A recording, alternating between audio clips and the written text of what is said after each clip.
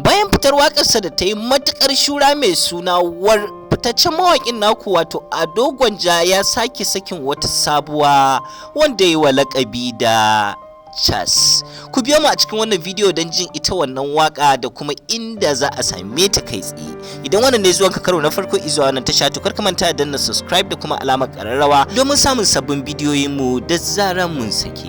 Babu shakka waƙan War waka ce da wasu ma ke cewa ita ce ta dawo da tauraruwar fitaccen mawaƙin bayan waƙar da ta fito da shi wato waƙar kujerar tsakar gida. Babu shakka waƙar ta karɓi matuƙa musamman a shafukan sada zumunta irin su TikTok da kuma YouTube.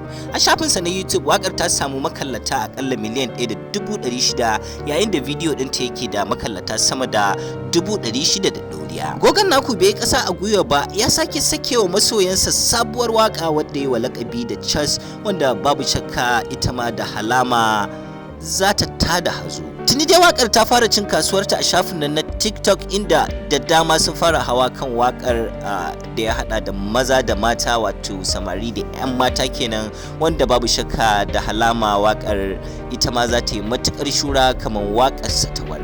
Kai tsaye za ku iya samun ita wannan wakar a TikTok account ɗinsa ko kuma a YouTube channel ɗinsa, duka da sunan Ado Gwanja. Kuma da haka muka zo ƙarshen wannan bidiyo. Kar ku manta da danna channel ɗin mu subscribe da kuma alamar ƙararrawa domin samun sabbin bidiyoyi da suka shafi masana'antar shirya fina-finan Hausa na Kannywood da ma al'amura da suka shafi mawaƙan ƙasar Hausa da ma ƙasar Hausar baki ɗaya.